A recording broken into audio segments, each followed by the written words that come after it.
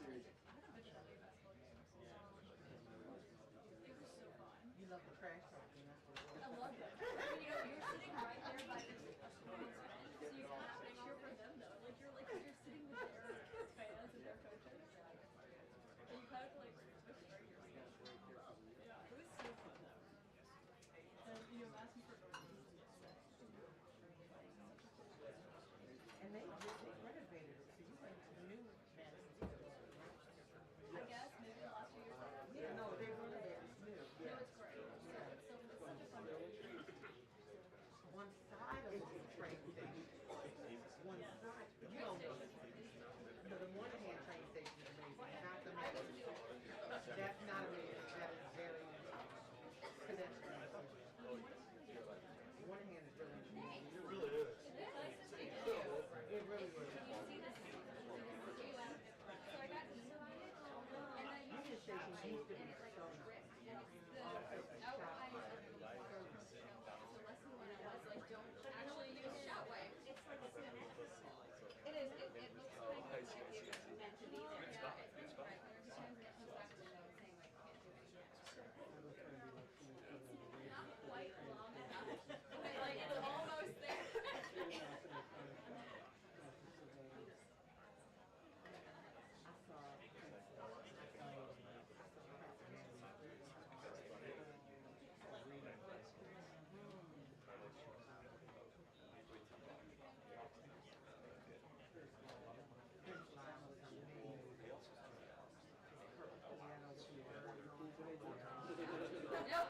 I did.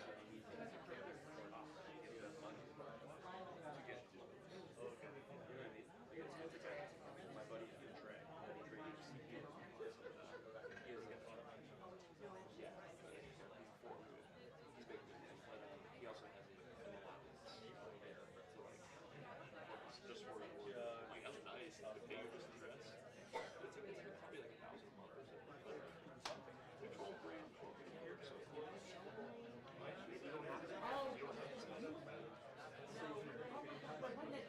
Our company is getting rid of In the rain. Yes, that was. I know that. And then we had the hair.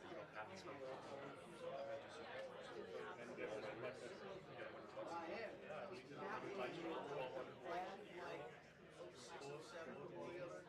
I'll take a 2% raise. 1% raise.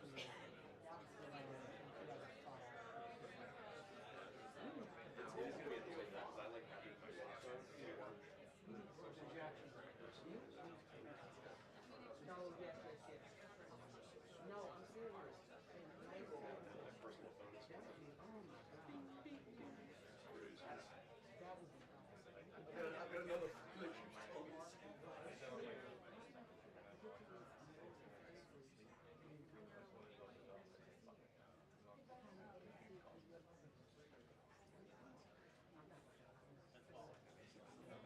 my new favorite ones is I put it on for this just so but at nighttime that's true. Now we're talking. That's what I'm saying. But you can still, customize it to your family, you can still log it. Right, you get like big people that can override it. Dad. Sorry, Dad. Sorry, Mom. Rated it, it's like They live in Stafford, an hour south of here almost, and no traffic. Yeah, I grew up there.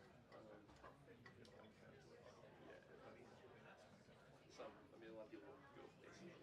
Some people stay. They go crazy. Or they have a job there.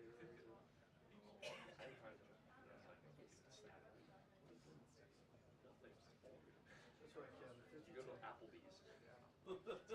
You can see that from there. Yeah, if you hold it closer, I can tell. I think I like the city. I like the city. But Arlington, so there's less crime. I'm in Falls Church.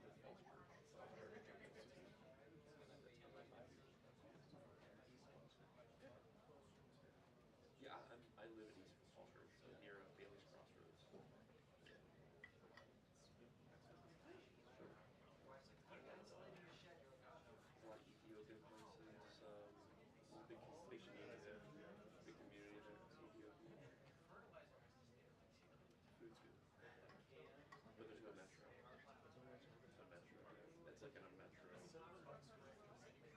Silver Line goes through like Clarendon, like towards Reston.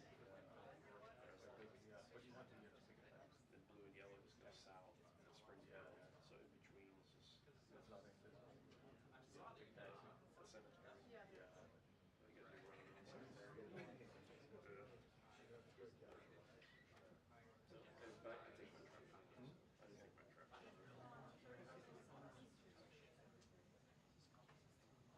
I just take my truck. I moved from there where I was having a hard time finding Bailey's Crossroads area. no, but I lived in East Boston. So difficult to find parking spots there. One day I was seriously, I finished on one, started driving back, it took me 3 hours to get to the airport. And there was no parking. I was asleep on the side, sleep in the car. That's brutal, dude. Yeah. I really yeah. Yeah, parking's annoying right now. Yeah, now when I live in Dude, I slept at my office the other day to grab one piece of equipment real quick. Go back to my home. I went upstairs, looked out the window, and said, it's like he was waiting for me to leave or something. I went out there. I talked to him. Just grab my gear. So you're in a loading zone. I'm like, I'm grabbing my gear. He was like, whatever. He's like, oh. He took the ticket back. I was like, it's $100. but I'm thinking to do this.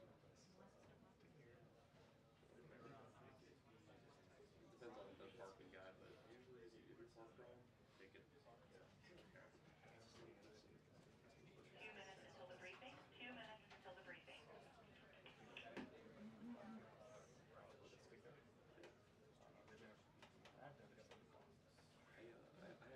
I have a placard that says like free television. And we service NBC, CBS, Fox, ABC, local station, all those logos. Put it on my phone.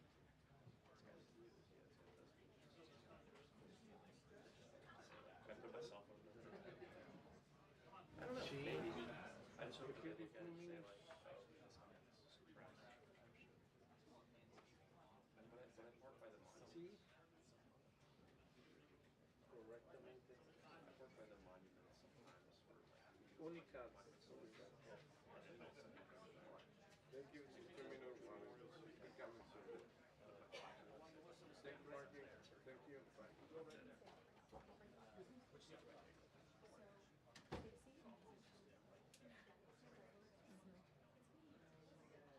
in person.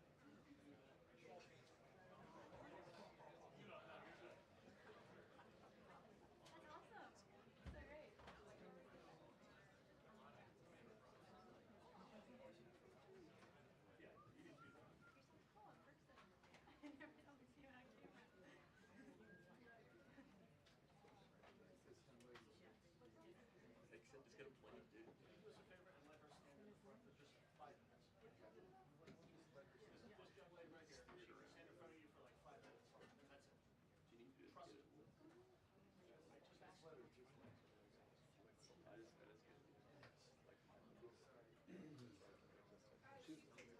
She's retiring. She's retiring. Let her off.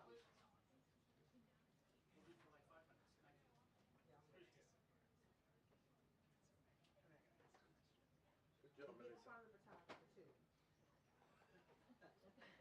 You were too long on the recognized. Melissa. Melissa. Go, Melissa.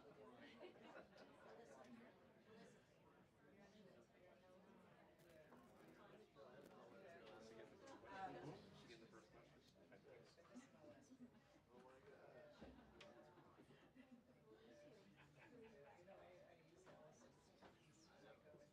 I love it.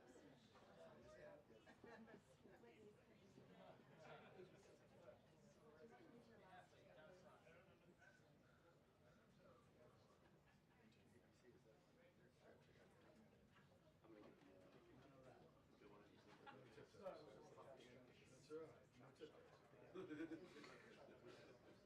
I'm gonna go with Spielberg.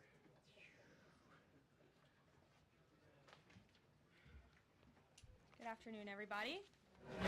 Good to see you all. The thoughts and prayers of the entire White House remain with all of the Catholics around the world who are mourning the death of Pope Francis.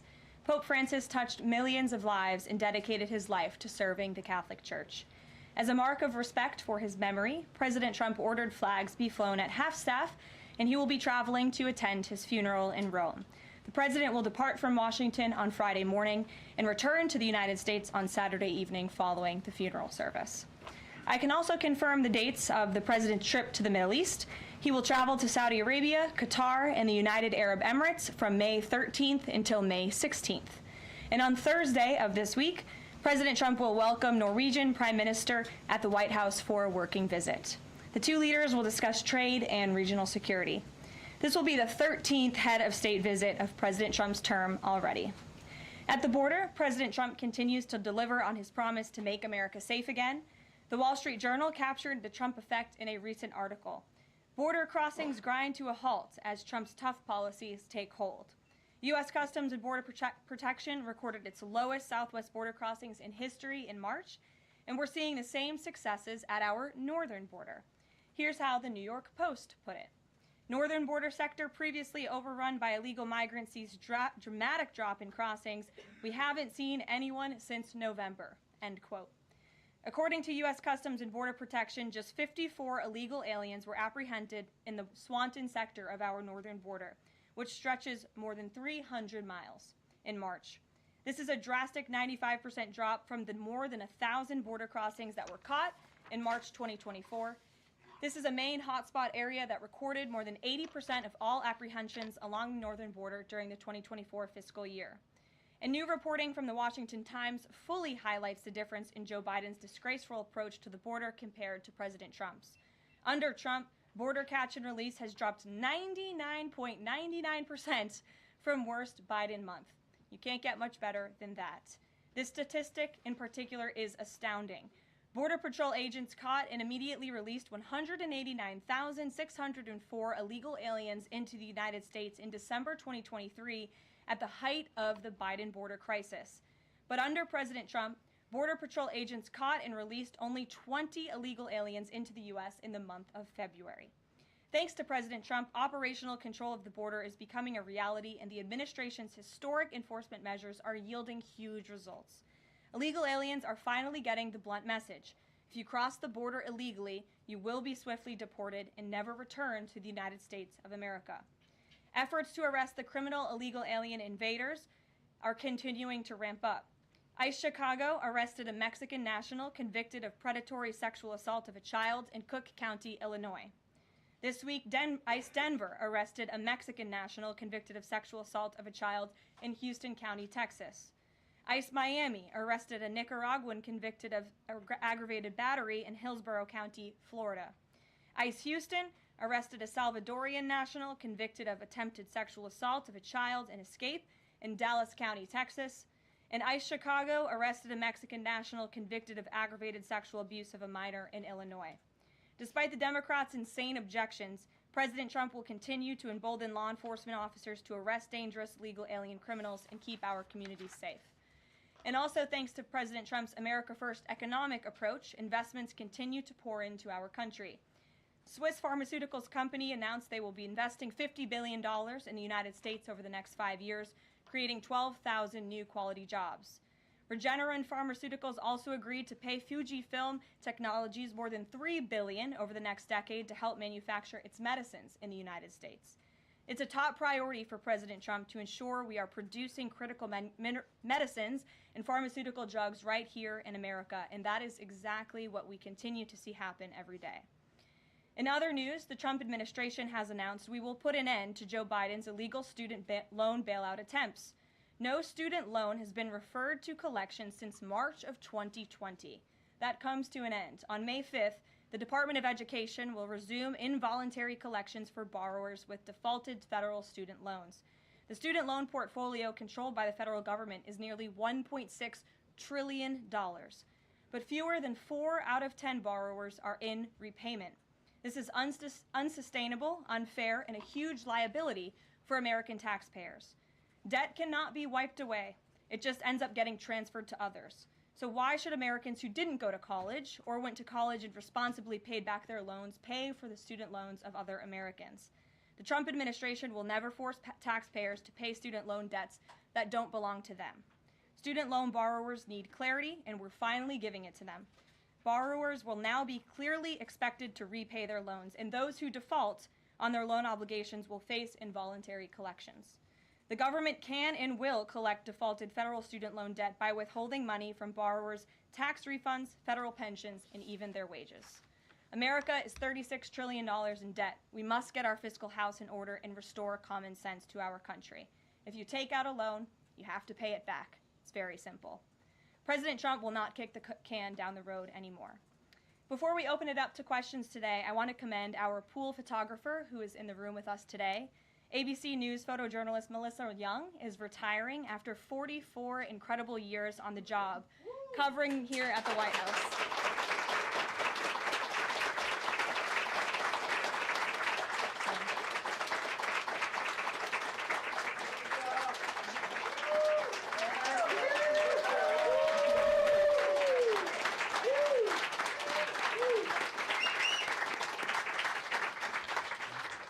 Melissa, congratulations. You have the largest round of applause I've ever heard in this room. So there's something we can all agree on, and you've had an incredible career here covering the White House. So congratulations to you, and we hope you enjoy retirement.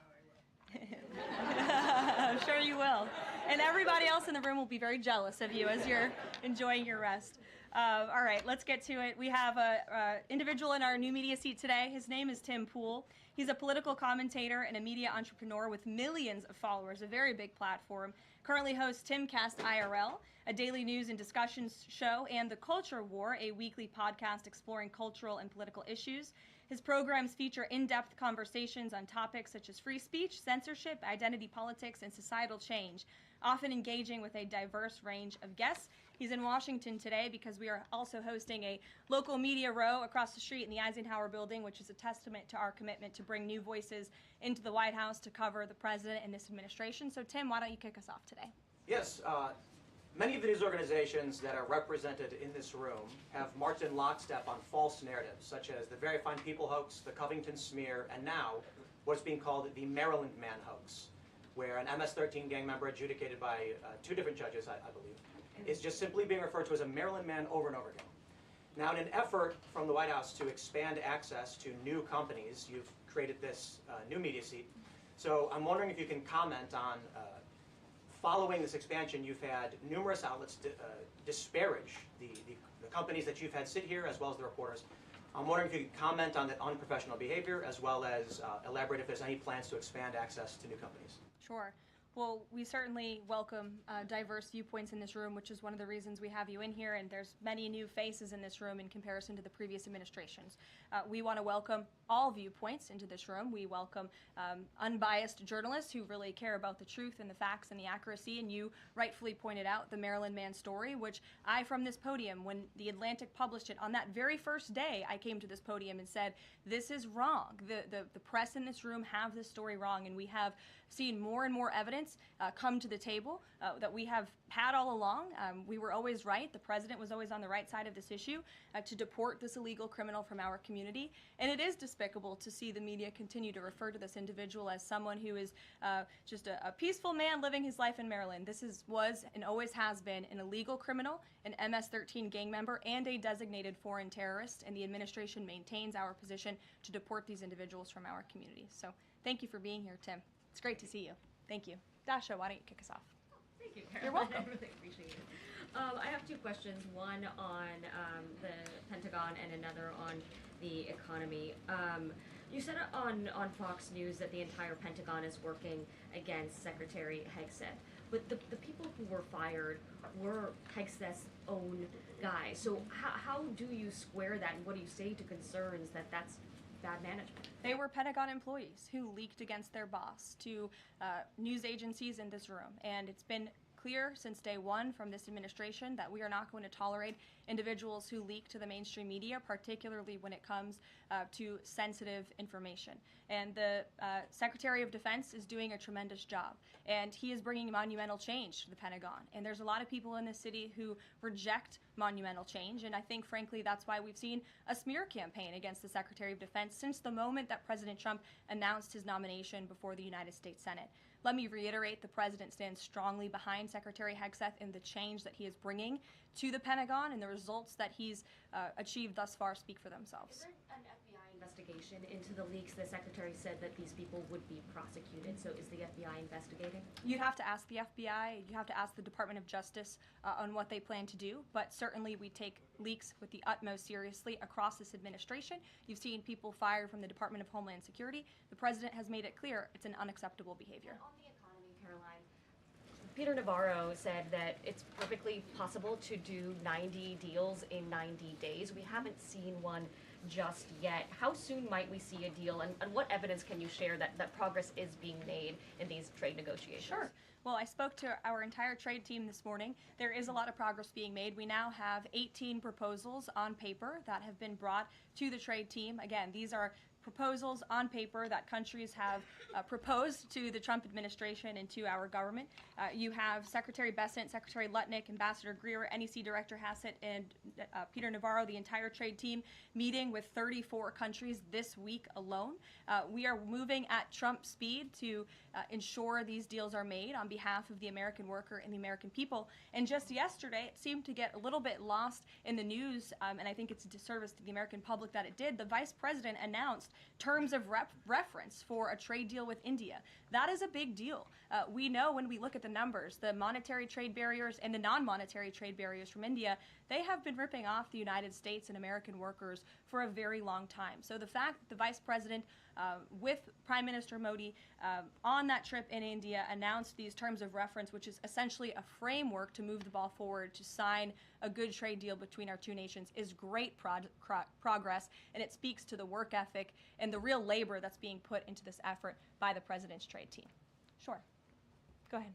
Does the proposals that you talk about, is that enough to extend the pauses on these reciprocal tariffs, or does the President need to see, these deals inked and signed to offer any sort of additional extension beyond the 90 days? Well, look, ask me in July when the deadline hits. I know I'll be answering those questions from all of you in this room. There's a lot of time left, and the President's trade team is working, again, at Trump speed as quickly as they can to ensure that these deals can be made. Are any of those conversations yet with China happening? I actually do have something to share on that. I asked the President about this before coming out here, and he wanted me to share with all of you that we're doing very well in respect to a potential trade deal with China. As I mentioned, there have now been 18 proposals in more than 100 countries around the world who are wanting to make a deal with the United States of America, and the President and the administration are setting the stage for a deal with China. So we feel everyone involved wants to see a trade deal happen, and the ball is moving in the right direction. Sure. Setting the stage for a deal with China, what does that mean? Has the President spoken directly with Xi yet?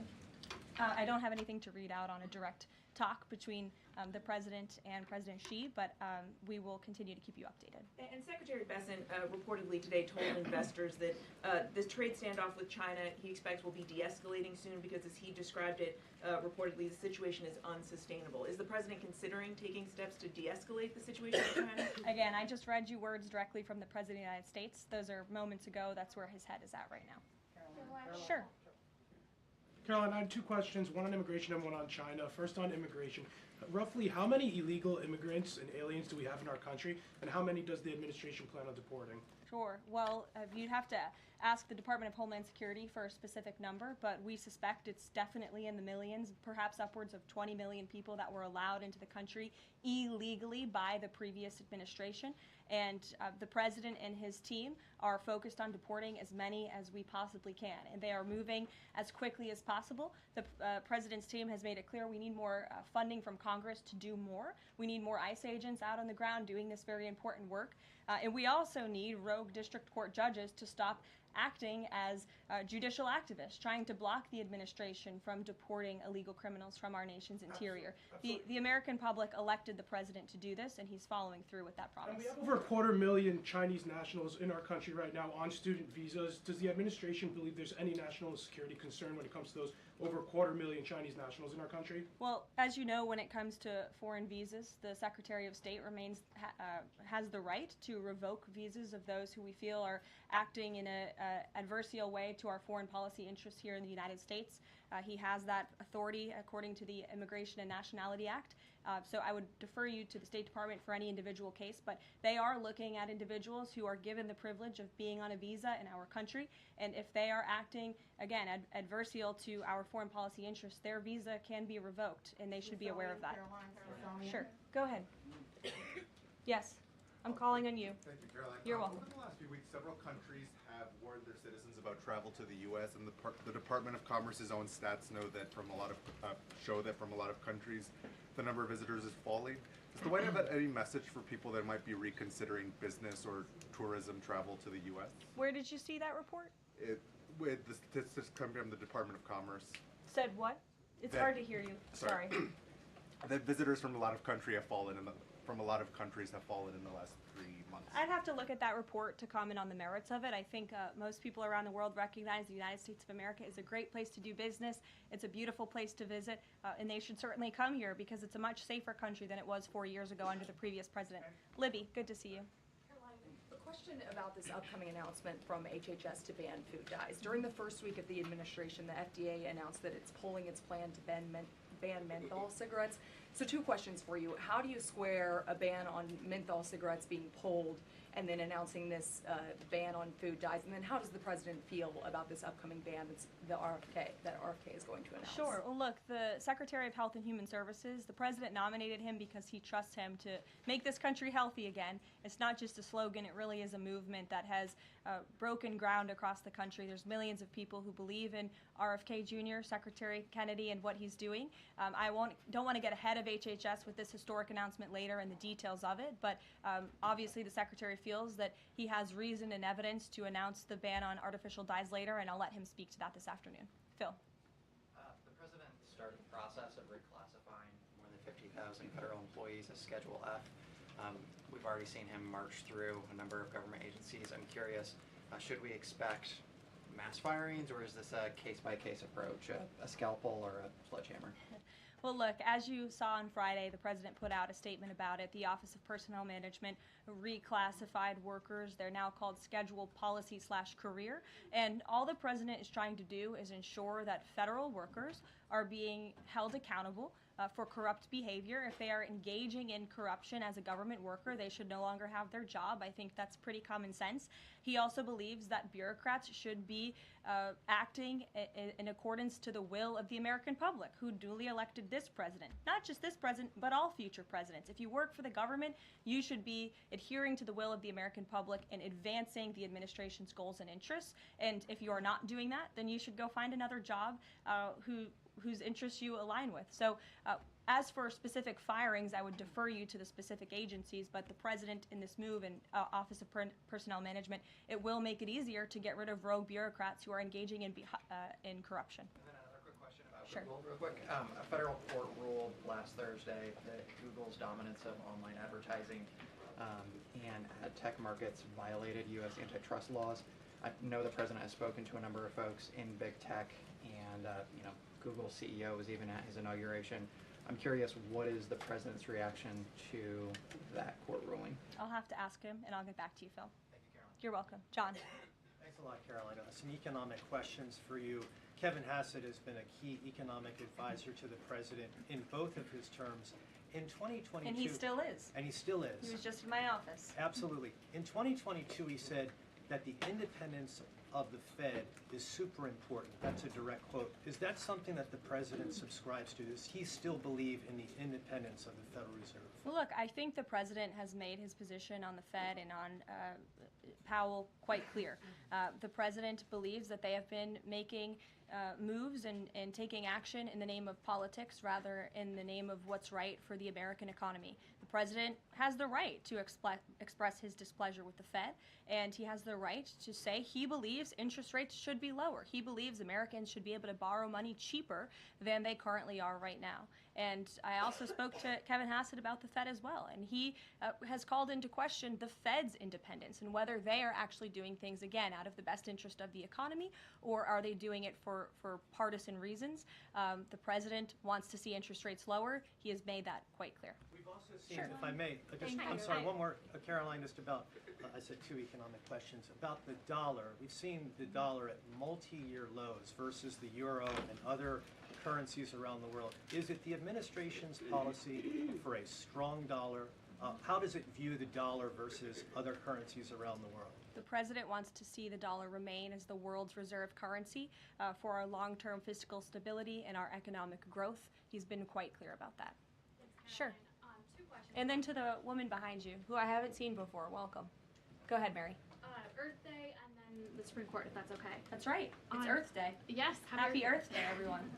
I saw the president truthing about the garbage pileup from China and the Pacific, and then I believe Lee Zeldin is headed to San Diego to investigate the pile of sewage from Mexico. Can you speak to what the White House has planned for Earth Day and anything in that arena? Sure. I do have points from the EPA. Administrator Zeldin's doing a fantastic job, and they are always sharing their accomplishments with the White House, which we very much appreciate. He will be traveling. I believe he's in California today for sewage situation. Here you go. Administrator Zeldin met with his Mexican counterpart to discuss steps Mexico needs to take to ensure the water entering the United States is clean and safe. And he's holding a press conference in San Diego today with elected officials and local stakeholders on the Tijuana River sewage crisis. I would also add from the president himself, he has always maintained he wants America to have the cleanest air and the cleanest water. And we want to do what's right for our environment and for our earth. And a lot of that is making sure that we have clean and sustainable energy, and we know that we produce natural gas cleaner and more efficiently than any country in this world, and the president wants to see that continue. Thank you. And then on the Supreme Court, I know the court is hearing a case dealing with parents who don't want their kids having to read gender ideology books in schools. Can you comment on that case and what the Trump administration hopes to see come from that? Sure. We hope the Supreme Court will do the right thing, and the president has been very clear. He stands on the side of parental rights, and he believes strongly that parents should have a greater say in their children's education and the content, if you will, that children are being exposed to in our public school system. Sure. Go ahead. Hi. I'm Karoline with World News Group. The administration ended some temporary protections for Afghans, including several hundred Christians who have been punished by the Taliban. Is the president considering any exceptions for Afghans who could face death or torture if they return to their home country? So let's just be clear about one thing. We didn't end that proactively. It expired, and it's because the previous administration illegally paroled millions of people, or hundreds of thousands of people, into the country, and then gave them temporary protective status, which again is a temporary status. It's not a permanent status in this country. And if there are individuals here who came in through the Biden administration who want to claim asylum, there is a legal process to do that, and those cases will be adjudicated by a judge on a case-by-case basis. We have a legal immigration process in this country for a reason, and all this administration is trying to do is effectuate that. Reagan. Thank you, Caroline. I have 2 questions for you Sure. on immigration.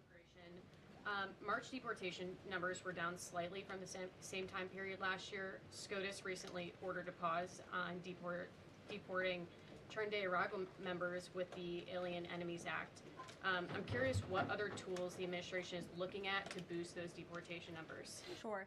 Well, we are obviously complying with the court's order. However, it was a temporary pause. The Supreme Court basically said, sit tight, and they will follow up with an order, and we're confident that the Supreme Court will rule on the side of law and recognize the president absolutely has the executive authority to deport foreign terrorists from our nation's interior under the Alien Enemies Act.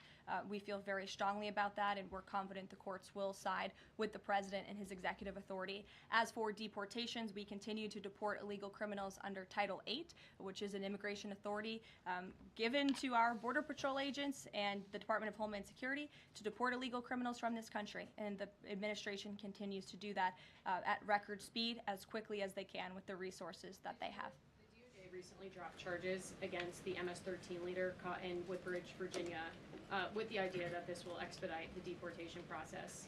Does the administration plan to drop charges against other criminal illegals to speed along the deportation process? You'd have to ask the Department of Justice. Obviously, that's within their purview, and I can't speak for them. However, it is our goal to deport as many illegal criminals and aliens from our country as we possibly can, as quickly as we can. Jackie. Thank you, Caroline. We've heard so much about this Saudi trip planning, and the president's mentioned it himself before, but I don't think we've ever heard on the record what he hopes to achieve in Saudi Arabia and what the purpose of the trip is. Sure. Well, the president looks forward to this. It was supposed to be his first foreign visit, but of course now he is going to Rome this weekend to honor the Pope and attend the funeral. The president looks to strengthen the ties between the United States and these countries in which he will be visiting. He'll be having many bilateral meetings and talks, and we look forward to the trip and hope to see many of you there. And the meetings in London this week, do they have any nexus with the plans in Saudi Arabia? I can't speak to that. However, I do have an update on meetings when it comes to the Russia-Ukraine war. I was just in the Oval Office with the President, Steve Witkoff, and they wanted everybody to know that the negotiations continue. We feel, again, we're hopefully moving in the right direction, and the special envoy, Steve Witkoff, will be heading to Russia again later this week to continue talks with Vladimir Putin. Is that why Rubio is not heading to London? Is he accompanying Witkoff to Moscow? I can't speak for the Secretary of State's travel schedule. I'd defer you to the Department of State. And more broadly, just about the peace agreement, the talks that are ongoing. Rubio had said, Secretary Rubio had said that if things don't go the right way, that the U.S. might need to take a step back. What does stepping back look like? Is that a step back from brokering peace, or would that imply a broader withdrawal from U.S. support for Ukraine and the war? Look, I think it would be unwise for me to broadcast that from this podium. Ultimately, that's a decision for the president to make, but he's made it very clear he wants to see peace, he wants to see this war end, and he wants to stop the killing on both sides of this war, and he's been very clear about that for quite some time, and he has grown frustrated with both sides of this war, and he's made that very known. Caroline, Brian. Thank you, Caroline. Last week, the president talked about nonprofit groups, specifically taking on crew, and he hinted that there could be further actions taken against nonprofits. Does the White House have any plans for any sort of actions against NGOs, nonprofits, or other similar groups? Is any of that coming up? Is that being worked on at this time? I'll have to check in with our policy team and get back to you. Sure. Thank you, Caroline. Travis Gilmore with the Epoch Times. Are some colleges using taxpayer funds to further political agendas? And what is the administration's response to Harvard's lawsuit? Sure. Well, the president has made it quite clear that it's Harvard who has put themselves in the position to lose their own funding by not obeying federal law. And we expect all colleges and universities who are receiving taxpayer funds to abide by federal law. It's quite simple. And the president made it clear he's not going to tolerate violations of federal law. He's not going to tolerate illegal harassment and violence towards Jewish American students or students of any faith on our campuses across the country. And so we will be responding to the lawsuit in court. And again, it's quite simple. If you want federal dollars, obey federal law. And just to quickly follow up on Sure. China, any response to reports that China is targeting U.S. trade allies with potential retaliatory measures for supporting U.S. agendas? I think the numbers and the sheer number of countries that have reached out to the United States and reached out to this administration to cut good trade deals speak for themselves. The entire world knows that they need the United States of America and they want to do business here, and so we'll stay focused on cutting good trade deals on behalf of the American worker. Stephanie. Thank you, Caroline. Can you give us any additional details from the president's call with Netanyahu today? I did speak to the president about it. It was a good call. They spoke particularly about Iran and the negotiations that are underway with Iran and the United States. And the president has made it very clear repeatedly, but I'll reiterate, there is no daylight between the United States of America and the state of Israel. He stands strongly behind our ally. He's made it quite clear when it comes to Iran that we want to see a deal, and Iran has a choice to make. But the president has also made it very clear, and he reiterated that in his call with Prime Minister Netanyahu today about the need for Iran to never obtain a nuclear weapon. I do have one more bit of news that I would like to share with all of you. Just give me 1 second to find it. And it's in regards to the terrorist attack that took place in India earlier today. The president has been briefed by the National Security Advisor, and he's being kept up to speed as more facts are learned. What we know already is dozens were killed and even more were injured in a brutal terrorist attack in a popular tourist location in South Kashmir. President Trump will be speaking with Prime Minister Modi as soon as he possibly can to express his heartfelt condolences for those lost. And our prayers are with those injured and our nation's support for our ally, India. These types of horrific events by terrorists are why those of us who work for peace and stability in the world continue our mission. So we'll give you a readout of that call later this